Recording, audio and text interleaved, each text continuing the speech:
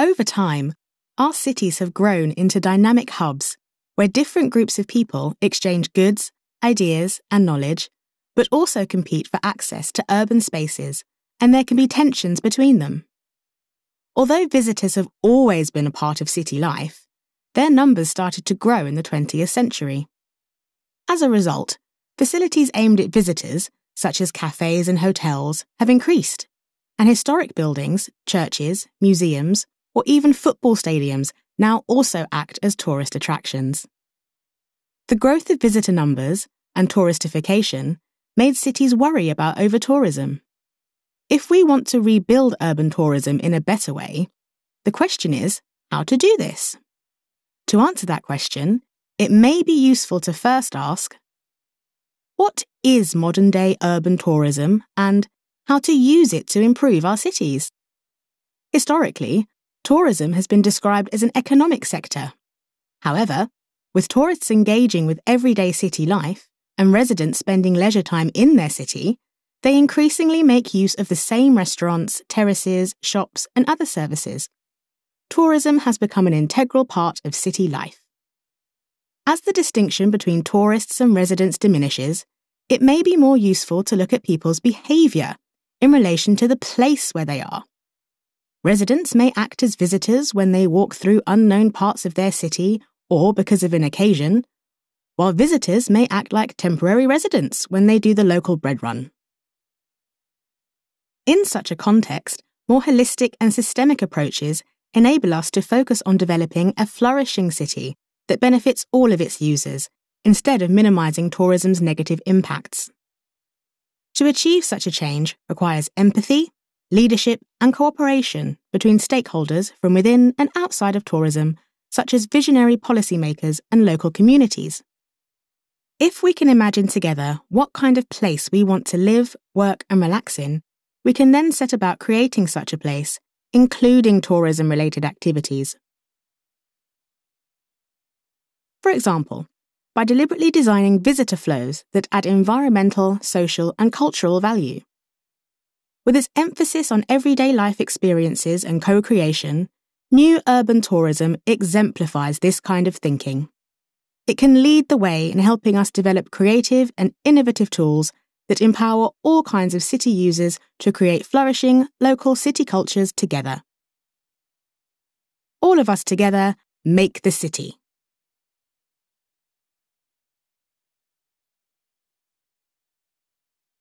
Hello and welcome to the inaugural lecture by Ko Koens. He's a professor at the University of Inholland University of Applied Sciences at the new urban tourism.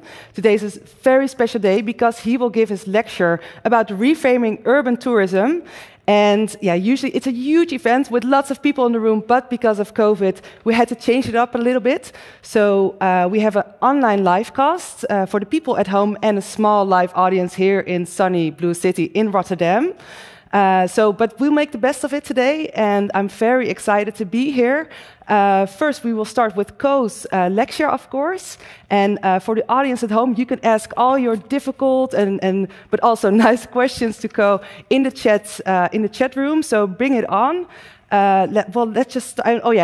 Good to say we have a lot of cool guests coming up to talk about this topic. But let's just start the show. Ko, come on to the stage. How are you doing? Are you excited? I'm very excited. Yeah? It's of course very nice to have some people here, very few, yes, but at least some, and to have so many people, at home, hopefully, or somewhere else watching. It's just very excited to basically have so many friends, colleagues, and other people tuning in. So thanks very much for that. That's really great. And your family as well, I see. Yeah. And I don't know what age your daughter is, but I think when you were her age, you were swimming in the pool here at Blue City as well, right? More or less, yeah. This is an old swimming pool. And it was the thing in the 80s to come here. I know, yeah. And it's just amazing to have been there once as a child and then now be here when it's just completely changed itself and become a very interesting hub for idealistic enterprises and innovative businesses. It's really nice. Cool. Ko, good luck with your lecture. And don't forget to ask your questions for the people at home. Bring it on. Good luck. Thank you. Bring it on. Right. Sorry. Not long after the pandemic struck, my online bubble nearly exploded with calls to reinvent tourism into something more equal, inclusive, and sustainable. The temporary lack of tourists seemed like a real opportunity to create systemic change in tourism. Up until now, I've unfortunately seen little evidence that such a transformation is happening, at least not for urban tourism. While several cities have made plans to deal with tourism in a different way, there's an increasingly strong drive to just simply restart and regrow tourism again. Now, it's easy to blame tourism stakeholders for this and say they only have their own interests at heart, but I think that is unfair. And what I mean to say with that is, I've seen many visions of a better tourism, but very few strategies, methods, or ideas with regards to how to actually achieve such a vision in an urban context. And without such perspectives for change, it's not surprising that people will fall back into their old ways of working. So in this inaugural lecture, I will try to address this issue and provide at least some initial ideas on how we can reframe urban tourism so that we can build back better. If we want to build a better future, it's useful to first look at the challenge that we are facing. Now, I would like to do that using a model that I adapted from urban tourism, from the now resurging regenerative tourism movement, which is led by Anna Pollock, Bill Reed, Diane Dredge, and many others. Now, this model shows different types of tourism practice and their impacts. At the bottom, you can see conventional practice, where the emphasis is first and foremost on the tourist experience and not so much on the destination, old school tourism. Next is sustainable tourism practice. And sustainable tourism practice puts the emphasis on reducing social and environmental negative impacts. I guess this is more or less where most cities are now. However, this is not enough. It's exemplified by the fact that pre-COVID, during the over-tourism era, a lot of the cities that suffered from over-tourism had very decent or sometimes even good policies with regards to their tourism, their strategies, and it was aimed at sustainable tourism. Now, the following one is restorative practice. And here you see that rather than reducing negative impacts, it's all about creating positive impacts. Now, on a local scale or within local communities. Examples here include initiatives where companies give something back to the community. A good example is Airbnb. Or experiences that benefit the city. An example here is, for example, the kennel tours in Amsterdam. But then you do a kennel tour and you actually start picking litter out of the canals. It's a nice experience, but it's also helping the city. Now, these three practices differ in outlook, and they're very different. But all of them remain within the existing socio-economic tourism system, where there's an emphasis on individual businesses and stakeholders, and they need to look after their own interests to grow beyond being a niche player. Now, many of the visions that have sprung up in the past year or so, they go further, and they start from a systemic perspective that is interconnected and has all kinds of relationships between stakeholders. So it's a holistic idea. Here, tourism is not something in itself. It's an integral part of the city. And tourism should be devised and designed to improve the quality of that city as a whole. That sounds simple. It's a good idea, it sounds simple. But it's really radical, really, if you think about it, because it means crossing an ontological threshold. Now, what do I mean with that? An ontological threshold is a change of perception and intention towards the actual function and form of tourism in urban societies. This is big. This is similar in scale to, for example, in agriculture, regenerative agriculture, where you see that the farmer does not try to basically do no harm to the land, but improve it. And they use technologies to do that and methods to revitalize the soil. In practice, this means experimenting with things that are so different from everything we've done in the past thousands of years in mainstream agriculture that it's a completely new ballgame. I mean, examples like no longer plowing the fields, employing permaculture, or combining livestock and arable farming, all in one field at the same time. Now, to open this door, this beautiful door to a new kind of urban tourism, may require us to actually make massive changes. And they're at that same level. It's only then that we can come to healthy urban ecosystems that actually make cities better. And to me, this is more or less where the new perspective differs from the other ones. And so many of the other sustainable tourism conceptualizations that I've seen in the past 20-odd years. And that is, of course, amazing. And that's a strength. It's, unfortunately, also its weakness. If you consider that in most cities, tourism is still based on conventional or sustainable development practice, it's just simply not realistic to expect all stakeholders involved in urban tourism to simply shift their paradigm for the greater good. We found in our work on over-tourism and on the Skitos project that a key problem for tourism development is that it requires different stakeholders, also from outside of tourism, to work together. But there's a problem there. Tourism is always still seen as a separate sector. So many stakeholders do not even know that they are related to tourism or know of each other. Another problem. There are certain stakeholders that have a vested interest in maintaining things as they were. That serves them well. Which means that if we want to change that, we'll require a difficult political process where it's impossible to reach consensus. I think the best we can hope for is to agree to disagree. And then the final problem, we are still in the middle of a crisis where short-term economical survival is priority number one for a lot of businesses. And that's understandable. In other words, the idea laid out in that vision is not simple at all, but we still have to try to make tourism better. Now, if we want to make tourism to create benefits for a destination, let's start by reflecting on the potential value of tourism. What can it add? Now, I guess if we look at it from a tourist perspective, from a visitor, most people will say, oh, we need social values like relaxation, health, happiness. To an extent, tourism brings those. But it always surprises me that when we start thinking about basically a destination, we're talking about an economic value for cities. We're not talking about that social aspect anymore. The historical emphasis has always been on economics, economics, economics. And that's problematic. A couple of reasons.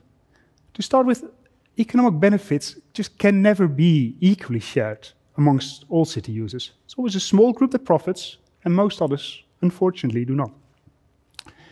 Most importantly, though, if we view financial benefits as the main reason for having tourism, cities become little more than commodities that are to be enjoyed by paying customers, rather than visited by respectful guests. To make that a bit clearer, let's put it in a personal situation.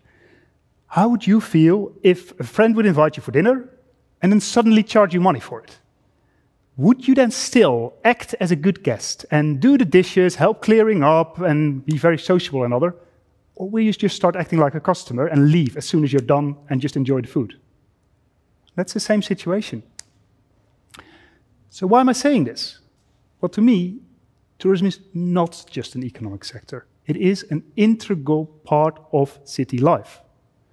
And if we look at tourism through this lens, tourism could actually become a space for opportunities, experiences, or innovations that support and enrich the life of all city users and make cities better. What do I mean with that? Some examples. In this picture, we see the OCBC Skyway in Singapore, which has created green spaces that help with climate adaptation and provides joggers with some jogging tracks, whilst also being a very interesting tourism attraction. In the townships of Cape Town, tourism has given voice to people who previously felt unheard by local elites. Or in Copenhagen, Superkillen. It's a public park that brings refugees, locals, and tourists together, stimulating exchange and understanding. There are so many more ways to find value in tourism, but we do have to look for it. when I look at what those values are, I'm always struck by one thing, why I think it could be difficult to look for those wider societal benefits. Maybe that we still make those artificial distinctions between tourists and residents. And in real life, those groups have really grown together in the past 10, 20, 30 years. New urban tourists now actively look for local life experiences. And groups like digital nomads and international students live in a city for a while, but they call it home. And at the same time, residents use the city and its surroundings continuously for leisure purposes, but now also even during working hours. So you see these groups growing together. And that means that issues associated with tourism are not necessarily caused by tourists. At the moment, over-tourism in inner cities is not really a big problem. But public parks and natural areas surrounding cities are reporting the highest visitor numbers and visitor pressure for years. Now, this picture, are we going to call this over-leisure and trademark it? I mean, if so, I would like the trademark. But is it not? What I think, the context is different, but the underlying processes are very similar to what we saw in inner city centers. And in a similar way, person-based distinctions between different types of tourists, they're equally artificial. The idea, for example, that cultural tourists are more desirable than party tourists assumes people act in a one-dimensional way. But what happens when you get cultural tourists by day and party tourists by night? People's behavior changes all the time, depending on the context and the purpose of their activity. What do I mean with that? Well, we can talk about residents and different types of tourists, but I think it's far more useful to talk about the roles that city users perform at a certain point in time. And we can design then tourism with those roles in mind. Such roles depend on what people want to do, where they are, and how they do it.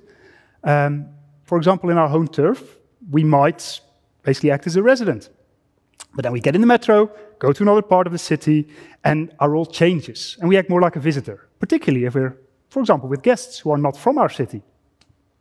Our complete behavior changes, and that changes the way we impact on and co-create that environment. It's a little bit like putting on a new Lego suit, taking your head off, putting it on another little suit, and then walking around being a different person. It's one change in real life.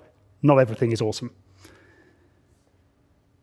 Final one that I still want to talk to now, tourism management. I quite often hear that a city suffers from over-tourism, or a city needs to manage tourism. What does that mean? I mean, my colleague Roos Gerritsma always says tourism issues are hyper-local. So to solve them, we need to look more closely at specific places and the ways in which different city users interact with each other and their environment. To create insights on this matter, I like the concept of visitor flows. Visitor flows can be defined as a set of activities that make up a half-day or a full-day program. It's more or less how we plan a holiday or our holidays during the holidays. And we can design these visitor flows and local flows in a strategic way so that they strengthen each other. And if we do that, it becomes possible to improve the quality of place for multiple city users. Now, if you want to know more about this, a couple of weeks ago we published a paper in Annals of Tourism Research on this, and we introduced the Tourism Destination Design Roadmap, and we talk more about this. What is interesting, I think, is those are contextualized, context-based tourism design methods. I think there must be loads of others too, so it'd be very useful also to look at concepts like placemaking in the urban planning literature, or other place-based concepts in other fields of research. It's really useful, I think, to broaden our scope here a little bit, because there's so much more to learn on this matter. Now, the reframings that I've just discussed all highlight different ways to help tourism become more of an integral part of city life and create benefits also for city users. And they may act as stepping stones towards crossing the ontological threshold that I talked about earlier. However, they do not address the political dimension or the complex processes and tensions that need to be overcome when trying to bring people together with inherently different interests. To understand such complex issues, it may be more useful to set boundaries and focus on a certain area or type of tourism, if only to make that complexity a little bit more manageable. Now, for me, I believe on this matter, new urban tourism has great potential, also known as tourism of the everyday life. Within new urban tourism, visitors look beyond popular tourist attractions and look for off-the-beaten-track places. Examples include this neighborhood. This is Muraria in Lisbon, but also Neukölln in Berlin, and many others. And what you see with new urban tourists is that they try to act relatively similar to local city users and seek out similar visitor flows. Now, that opens up possibilities for interventions that are based on locally oriented activities, such as this small festival in Rotterdam. If you ever go to London and a bit of the outskirts, there's loads of these tiny festivals which are aimed at local people, but as a visitor, for me, they are always amazing. So go and do that. But at the same time, spoken about visitors, new urban tourism destinations also are special in that they have historically had very few visitors. That means that even small numbers of visitors can have a great impact, a big impact. Now, that impact can be positive, as tourism contributes to the vibrancy of a neighborhood or to local businesses, but it can also be negative.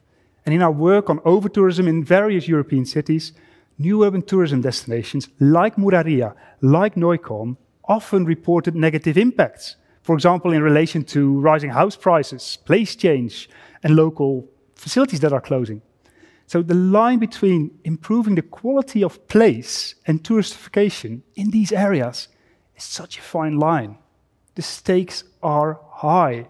And I think that makes it very suitable to look at the processes underlying the production of tourism experiences on a local scale. The tensions that arise here are very high, and we need to find ways to overcome them, because otherwise, post-pandemic, it is very likely that these areas are the first to be overrun again if we get to a situation of over-tourism again. Now, I've talked quite a bit, but I've still not really answered that question that I said I was going to discuss. How are we actually going to do all of this? And I have to be fair, I don't really know yet. But what I do know is we don't do it only by writing academic papers, highlighting best practices, or setting up a master plan. No, we also don't do it through hopeful discussions on social media, or for that matter, an online inaugural lecture. I'm sorry if I've just wasted some of your time. But what I think we do need to do is, to paraphrase the philosopher David Schoen, go into the urban swamp and get our hands dirty, to observe, to engage, to experiment on the ground, and to better understand how can we design processes that allow for people with different interests to come together, simulate empathy, and help visited places to flourish. As they say in Rotterdam, geen woorden, maar daden. No talk, but action. And in Holland, we have set up 2 urban leisure and tourism labs in Amsterdam and Rotterdam to facilitate this kind of work. Now, these labs already support 2 Horizon 2020 projects, Smart Test and Smart Culture, together with BUAS. And in these projects, we focus on understanding tourism exclusion and tourism inclusion processes, as well as developing service and arts-based design methods to support sustainable cultural tourism. But we also do many projects with local actors to ensure that we stay grounded in our locality and we keep on understanding our cities. Now, in these labs, we bring together many different stakeholders, but also, and particularly important, our students. And we hope that by working together, everybody here can learn from each other, and we can together learn from our successes. But more than that, we also seek to learn from our failures and our mistakes. Because, of course, this is where most learning takes place, but it's also where, unfortunately, most of us are too scared to publish on it, to report on it, and learn from it in that way. Now, I'm hopeful that in the coming years, we can help bring us closer to answering that magical question of how we can reinvent urban tourism to help cities thrive and make them better. It's a monumental task. So to all my dear colleagues here in the room and at home, at Inholland, at Breda University of Applied Sciences, as well as friends in industry, governments, NGOs, and also residents, as well in academia, I would like to invite you all to come together and work with us to make this happen. Let's make this change and let's make our cities together. Thank you.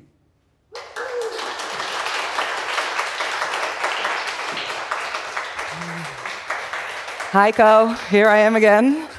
How did it go? Are you happy?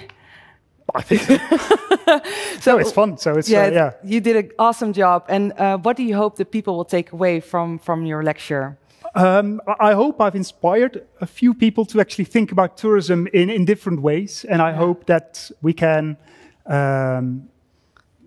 reflect on what we're doing and think a bit more about what we're doing rather than just searching for the quick solution. Because I think that's the biggest danger that we have. The long term versus the short term. That would be great. So, to make it a little bit more difficult for you, Ko, we have some questions from the audience at home. You can still, or you even can send some questions in through the chat still. I have one already. I didn't read it yet. It's from Andreas. To what extent do you believe COVID has provided an opportunity for genuine reflection on the kind of tourism we as tourists and locals want to see? Will there be a long-term change as a result of COVID? Oh dear. I think it's definitely given us an opportunity to reflect. You know, that is, we've had more or less a year with very little tourism. So in some of the cities that have been visited a lot, we really have seen that people have noticed, okay, this is what it's like without visitors. Amsterdam. And that's the obvious one. Barcelona, Berlin, Venice, of course. And you can see that a lot of people actually quite like that. And at the same time, there were people who actually did not really like it. And it's not just people who work in tourism. It's also, you do miss some sense of the vibrancy. So that's okay. Whether that will create long-term changes, as I've basically more or less said, I'm quite, I wouldn't call it cynical, but worried about that. Yeah. Simply because I don't really see how we are going to do it. And it's very likely now that most businesses just want to try to survive. And then once, of course, we set back in action the growth discourse or the growth show, it's very difficult to stop that train from running and going there. So I'm worried about that. You hear people talking about the big resets, so you're a little bit cynical about that. Well, worried about it. Worried is a better word. I think it's even so that you can also see in certain cities that small local entrepreneurs have been basically, hey, they had to quit because they didn't have the financial resources, whereas more larger ones that might not be local, they've managed to survive. So you could actually get a situation where you have more large non-local businesses, which is a worse situation than we were in, depending on your perspective. I'm very curious what will happen. So do I. I don't see a next question coming out yet, but I had a question before and it said, I enjoyed your reasoning, but you are not addressing the real issue. It's a critical one, Ko. Tourism growth numbers. If there are too many tourists, cities just become unbearable. What would be your solution for this?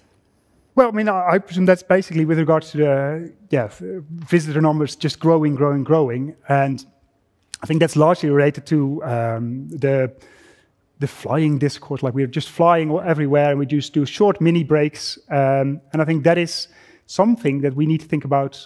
What can we do about that? And for me, the solution there, and I don't have a solution, but we need to look for a solution along the same lines, and that we need to look more from a holistic, systemic perspective, and that we're thinking like, okay, but why do we go 3-4 times a year on holiday? Exactly.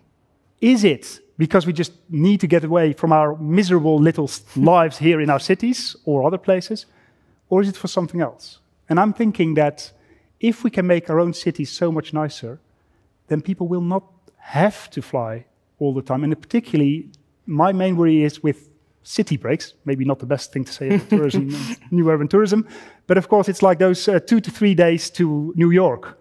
That is, with regards to carbon, really a big problem. For 500 euros. Yeah, and so those are, we need to think about that. And I have some ideas of how we can manage that, but then we get into a whole political debate. Then will take 3 hours. That's, That's also good. I have one from Antoine. What is your take on the impact of COVID, as in people discovering internal tourism? Yeah, with internal tourism, I presume in their own country. Yeah, exactly.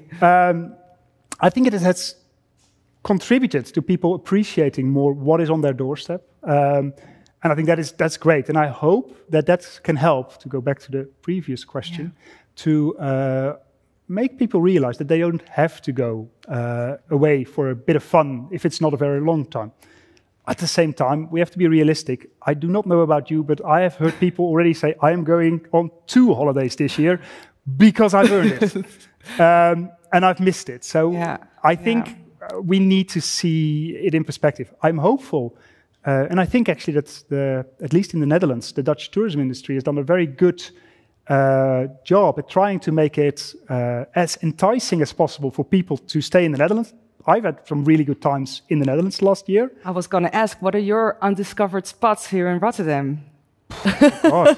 There's so many of them there. I mean, I have to admit, I am more or less a new urban tourism, so I just love nearly everything that is in the south of the river. But also one exciting thing development that I see happening is, for example, also completely different. Hoek van Holland, which is also the municipality of Rotterdam. For those of you who don't know, it's a beach and it's very close to Rotterdam. And they are trying to go now into a 365 days beach resort. I think that is exciting because, like, how is that going to happen? So that's also another thing. If you say, like, I love basically the south, which is where new urban tourism in Rotterdam mostly takes place. Not all of it. There's also in other places. But also that kind of tourism. I also think that is in... cool. Yeah. So your place to go is the Hoek of Holland this summer, I guess. The honesty reminds me to say that I'm actually going to the north of the Netherlands, but that is... Okay. I have one question from Caroline. She says, hi, Ko. How can the bigger economic influences be used to change direction? The big companies that create huge flows of tourists, how could this be altered? By Caroline, she says. You know her, I think. Yeah. Then you get into the political debate. Yeah. Well, do it. No, I think I'm going to... Well, I think transparency is just the way to go here. Like, we need to know more about how this works and get clearer on where certain big companies take people and why they take them there, how many they do, and what they do. I mean, I also want to hear what they do well. I mean, I'm still... what I really like, completely different context, but I think it's called the Clean Shipping Index, which is something for boats, something completely different. And they basically, it's a website that rates how environmentally friendly boats are. And you can look at that, and then as a company, you can say, I only want that company because they are more environmentally friendly. And in that way, you can basically, from semi-bottom up, create some change on a big scale, because that also becomes an interesting for shareholders. Exactly. And I think for big companies, the way to get them on board is, and I think I have to say, a lot of large companies, they're actually doing their thing. Particularly in tourism, there's always exceptions, but on the whole, a lot of the big companies really are trying. But I think if we want to enforce change also now post-COVID, shareholders are the way to go. So how are we going to get people to make the shareholders aware of what is necessary for change, and how are we going to do that? I mean, this is not the best answer to that, but that is just a very difficult question. I'm very impressed. And you've been talking for a long time now, so do you have one more question if you want, and then we can continue? Yeah, you ready for one more? All right, let's go. Anna Paula, do you think the introduction of travel and mobility restrictions during COVID, a lot of COVID questions, by the way. Well, it's always at the moment. The mobility restrictions during COVID has changed the view that restrictions on tourism, mobility, access, etc., is something immoral and impossible to implement? That's a great question. I do think it has opened the eyes of people to new ways of thinking. And in essence, this is also a new way of thinking, because this was always deemed very unacceptable. And this whole discourse and narrative written about like we have the right to travel and we have the right to access everything. And I do think that this moment of crisis has given us some insights like, okay, maybe we don't have that right.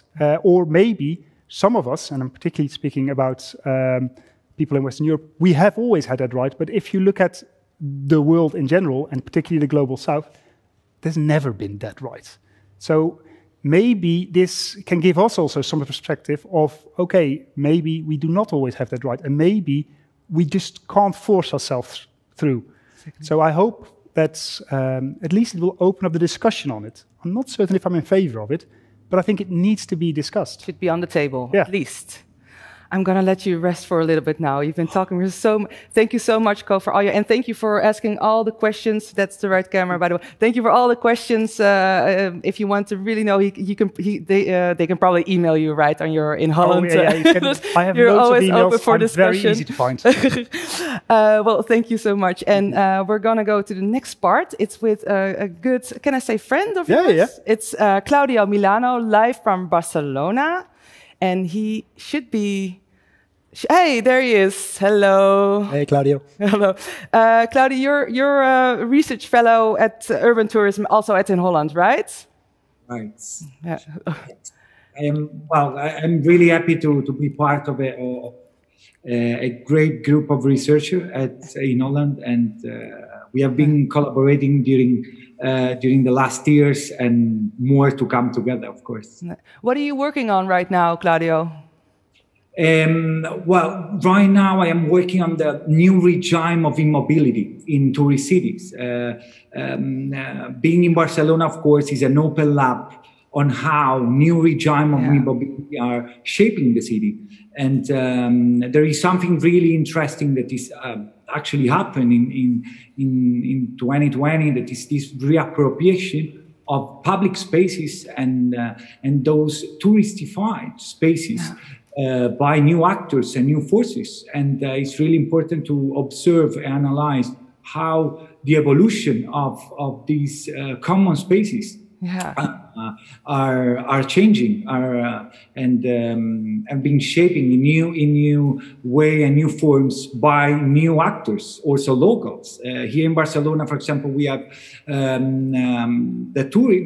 the city center that was almost a neighborhood that was abandoned by locals. And now, during the last year and a half, we have seen this new form of reappropriation of the space. Yeah. So that's what I'm looking and researching right now. Super interesting. And I was wondering, how did you two meet each other, actually? Well, it wasn't that exciting. We've been following each other for a while because Claudio also did a lot of over-tourism work, and he was mainly in Southern Europe. I was doing lots of work also in Northern Europe. And just by pure coincidence, I got a text message, WhatsApp or email. Yeah, hi Ko, you maybe not know me, but I'm coming to Rotterdam in 2 days' time. If you want to have a beer, let's go. Perfect. And that was basically when you worked on the IABX, the strategic report of Rotterdam Partners, wasn't it? Yeah. So, I was in Rotterdam for together with Evert Bertelot and working with Rotterdam Partners for the International Advisory Board, and it was a great opportunity to meet Ko and to work together. Actually, we started a collaboration from 2018. It was. Yeah. And actually to put together our research from Southern Europe, Central and Northern Europe, and see all those similar processes and dynamics. And actually, it was great. And, good. I hope you enjoyed Rotterdam. But now the more important question: how do you reflect on the lecture of Ko you just heard? And I really enjoyed the co-talk, and was thought-provoking because right now we do need to reflect about those kind of dynamic processes, reappropriation, place-making processes in our cities. A tourist city like Amsterdam and Barcelona, but also those cities like Valencia, like Rotterdam or Naples, or a second tourist city, and how they are actually resilient to those changes. And in uncertain time, like we are experiencing and living right now, it's really interesting to observe something that actually Ko identified before during his talk, of make the complexity much more manageable. And this is really actually something that I really enjoy of your talk, Ko, because that's actually our main aim as a researcher, as practitioner, as policymakers. Because talking about sustainable tourism, of course, is really interesting, and is something at some point we could say also topic. I always say that sustainable tourism could be an oxymoron. What we do to work on is to maximize positive effects and minimize negative effects in our cities. And this is really, really difficult also because we have the climate emergency issue on our desk, and the ecological transition and the decarbonization of our economy. That we really have to work on this. And in this sense, I would like to share with Ko something that here in Barcelona is a big debate actually on the social return on tourism investments, because at some point we have seen how the social arrest, what has been called tourism phobia, or the touristification of social movements, it was also because there was no social return for our communities and our cities. So, for example, here in Barcelona, there were some events financed by the tourist tax, for example, and during your talk, I was thinking how we can shape those cities, how we can make together that a city could be the best place to live. And then, of course, also a good place to visit. We need to work again on empathy between all those social forces and agents. You were mentioning actually lifestyle migrants, digital nomads, international students. So all those agents are shaping our city. So in this sense, I would like to reflect with you. What do you think about the social return of tourist investment? Can you see a good strategy in there? It's a good question, Claudio. That's poor. What is this? And I think what the things that they're doing in Barcelona are quite interesting, because that really is a shift in what goes on there, and that's exciting because that is a change during COVID. And I think this social return on investments, that's something that we can go with further. I mean, I know that in the countrysides, like the Lake District in England, they've already done that through a visitor giving scheme. So then it's basically visitors pay some extra money and we do things with that. And if you do it in a transparent way, it becomes so much clearer what tourism is actually doing. I mean, and then it always fascinates me. If you talk to people from industry, they also talk about these things, like saying, we don't mind paying tourist tax, or having tourist tax, etc., but we want to see what is the social return on investment from that money. And it's that transparency that I completely realize is nearly impossible to really do. But it's very useful to look at things like how can we create transparency there, and how can we move further with that beyond what we're doing already, even though that's very interesting. We actually already, Claudio, I would love to talk to you for hours and hours, but we have to go on with the program. I hope to see, we see each other soon in Rotterdam. Hopefully. For sure. I hope so. And thank you very much for having me here today. Course. And I hope to see you soon and follow with this conversation and rethink the future. Thank you so much. Thank you, Claudio. See you soon. Bye. All right. Oh, well, too bad we had to cut it short already, but that's just me. Well, and on to the next part, we have two very special guests from Rotterdam. I see you're sitting right there. Sivan Burger from Art Tenders. And we also have Ewout Versloot, and he's from the National Board of Tourism and Conventions. It's a long name, but I remembered it. We will have a debate with them, or a discussion with them. A debate sounds so mean, about how urban tourism can be designed and developed in a sustainable way in Rotterdam. Yeah, let's just start. Yeah. Is Ewout already in the building? Yes, there he is. How are you? How are you, Ewout? I'm doing fine, thank you very much, and congratulations, Ko, on your great lecture. Well, thank you. And so, Ewout, you're with the National Board of Tourism and Conventions, the NBCC. How is it? How is it right now over there? Are you guys still busy?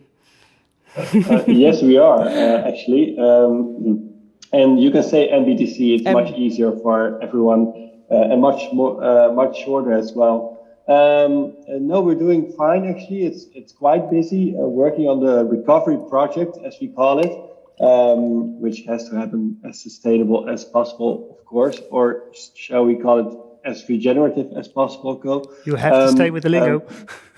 Exactly. So let's just use the most modern synonyms of the day for it. No, we're doing quite well actually, and let's hope we can start up, the new tourism season once it's opening up as best as possible and as sustainable as possible. Yeah. And Sivan, you're one of the co-founders of Art Tender. Can you explain what it is? Yes, at Art Tenders we actually pick up where Ko's research stops. With Art Tenders we're specialized in reshaping urban development by combining social design, urban development and the arts. And so, yeah, it's very interesting because Ko also elaborates a lot on how difficult these multi-stakeholder processes are. And it's my job to actually implement those. And with our agency, we work for our clients, which are oftentimes municipalities. And so we have to deal with the tourism, which for the Shape of Rotterdam was our client actually. But then we had to talk with the tourism department, with the department for healthcare, the department for sports. And what we ended up doing was create what you see here is the Shape of Rotterdam. And it's actually an experiment initiated by the tourism department of the city of Rotterdam to search how tourism can actually add to local needs.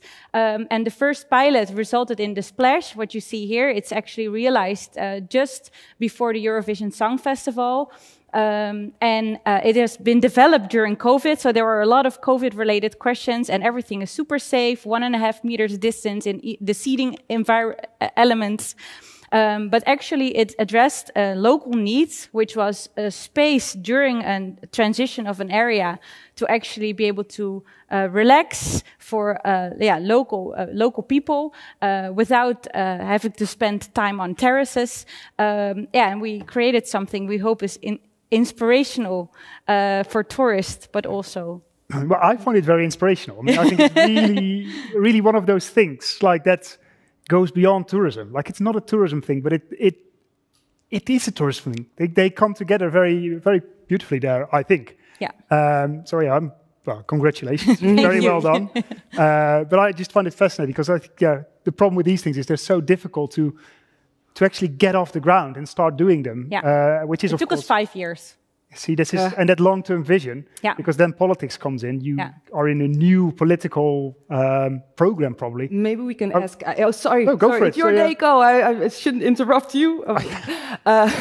No, I was wondering when you listen to Sivan's story about this, and you're saying it took you 5 years. What can the tourism boards and the city can do differently to make this a little bit more easy for them?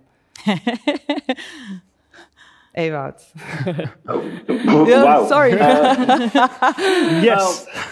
Well, most of this stuff is not necessarily about people not wanting to do things differently, or people generally want to change. The people I talk with in my day-to-day are very much willing to implement new ideas like the ones Ko just put forward, or we put forward in recent vision, or stuff that's in the IBX advice Claudio just talked about.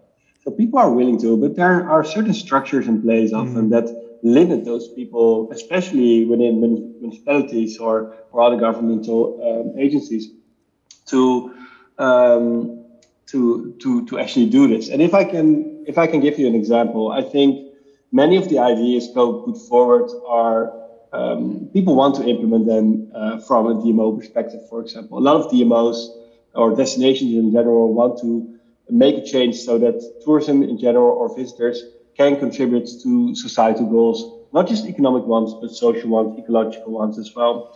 However, they're often funded by the economic department of their municipality or the province, or we are funded by the Ministry of Economic Affairs. And there are often certain KPIs related to that funding. So, and those KPIs are often economically based. So a lot of DMOs have KPIs in the area of tourism growth, of tourism numbers, that we can say, well, let's change that. Let's give them different KPIs. But here's the crux. That's not that easy, because those KPIs have to be there. It's logical that municipalities and governments want to see where their money goes and what's happening for it. So what we need to do first, for example, in my area, is develop new KPIs, develop new indicators of success rather than just the economy in general, and see if we can, experiment, not see if there are great examples out there, but start ourselves, experiment, learn from mistakes. And all we need then is just a little bit of space to start these experiments and learn from them. Yeah, I think that's, yeah. Sorry, I know. Yeah, and also we discussed earlier, also during a small talk, is that these KPIs, for us, because Ko asked us when a project is successful, and for us, for example, with the splash that we realized, for me it's very successful. There is a live blog now filming the square for the song festival, and if you tune in on Sunday morning at 11 o'clock, there's this tiny dance crew that is using these elements for their Sunday workout. It's like a Latin workout, and you will never be able to measure that moment in time. You will never be able to measure that. But for me, we had the social purpose to design this place that can be reappropriated by the neighborhood, whilst also be an eye catcher for tourism purposes. And I think we've succeeded. But how are we going to share that story with eventually the stakeholders that are in decision-making positions? It's almost impossible. Yeah, no, I think that is, both you hit the nail on the head. Yeah. That is the biggest problem. Like, we are so tied to the system that we're in and the KPIs that are in there, whereas the really interesting things, most things in life, they happen on the edges. They happen where people try new things. So I think we need to look more into creating those edges and creating those new KPIs or metrics of what is success, or do we need to even talk about success? Yeah. Because what is it? But yeah, that is a nice challenge. So I you will accept it. Yeah, exactly. Well, okay. I think that's going to be great to see if we can work on that and where can we take it? Because I think and I also really think that your research really adds to that discussion, because as an agency, I can tell governments that they need to address topics differently, but then I'm eventually also benefiting from reshaping that system. Yeah. So my opinion is listen to differently than your research. So no, that's probably big true. Thank you for that. Well, that's a beautiful end note.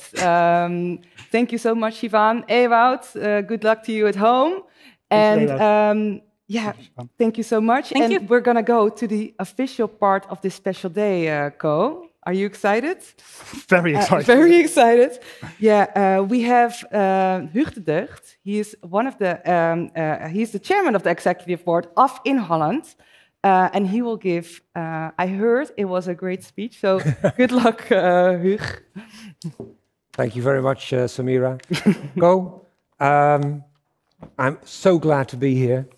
Basically because I can address a few words to you, but also because I could get out of my attic today with this beautiful weather. And I would like to start, I've made some notes, but I'm going to leave them.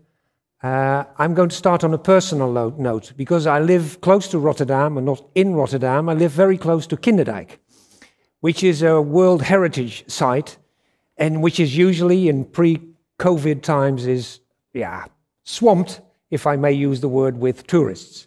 But there is a good thing there too. What I realized that the rural population, which is really rather reticent by nature, bit conservative, experience a culture clash, for example, with the very big masses of Asian tourists, which is very exciting and which creates something in the environment which is useful and creative. So that's on a personal note. And I find that your address this afternoon struck me in several ways. First of all, because of the metaphor you used with the image you showed with the open door. And I suddenly thought that if you're in a space and you suddenly realize that there is a door there that you didn't realize was there, it suddenly creates a different perspective. And the different perspective is really what you do, which is very useful for our University of Applied Sciences and the strategy that we use to develop our research, but also to develop the integration between research, teaching, learning, and development of our students. You haven't been able to mention this, the integral role of the students today, but I'm convinced and I know that you do that, because coaching students and walking together with them in their path to their professional leadership, even in their future careers, is basically our prime objective, is what we do. And co-creation, developing new concepts of our curricula, which have impact in the cities that we are situated in, is really what we need to do. And I'm sure that your task is to do that. You're excited to do that. Yeah. And I'm sure you're going to enjoy doing that. And that's why I'm very pleased to do an official act, which I forgot the main part of, which is over there. And I need to get now, because so I'm going to walk a bit again. Oh, it's all there, already there. Thank you very much. And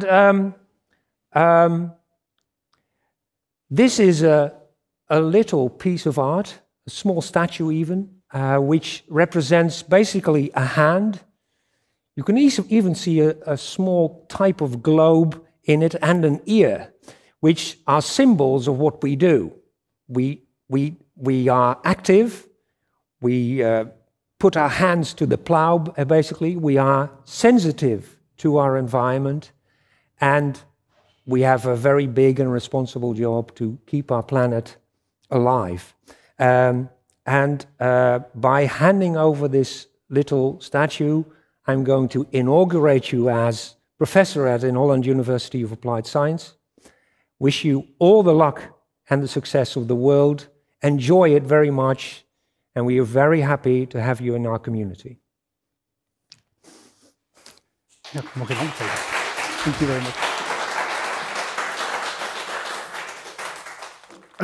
Well, thank you very much. That is amazing, and thank you so much for your kind words. And yeah, as you say, it's true. Like, students are integral to what we do, and since I've been here, it's basically been lockdown. So I've not even seen any students, and that's fascinating. It's a weird concept, but hopefully that will be possible again soon. Yeah. And yeah, I really look forward to like getting hands-on and getting in there. And it's amazing also to, in such a short time, and mostly online, to have met already so many great people here at Inholland. And yeah, it's a really nice organization. I immediately felt like I was very much welcomed in by everybody. So I'm not going to name names, because then I am going to forget people again.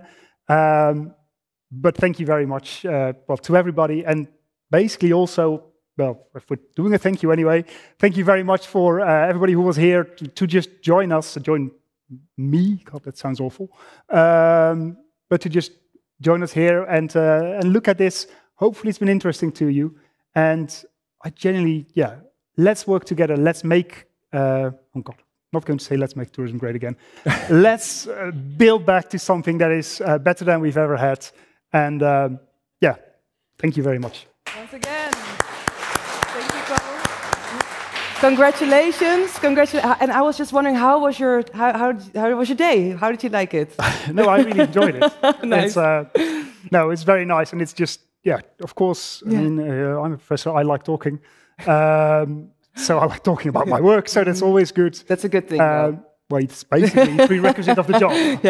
You have to be a bit of a narcissist, otherwise you don't become it. But no, I really enjoyed it, and I'm just very proud to basically have been able to write. This is the booklets. Exactly. You can download it from Friday onwards. I'm just proud to have been able to write this, and I hope we can implement some of the things that we're doing. So It's been brilliant. Again, congratulations. Thank you so much for today. And you already said it, this publication this Friday at the In Holland website. Also, if you had problems with your live stream, if you want to watch it back, or that's not the proper English, but anyway, if you want to look back at it, you can also watch it on the In Holland website. Thank you for watching, and I hope to see you soon in Rotterdam. Thank you. Thank you very much.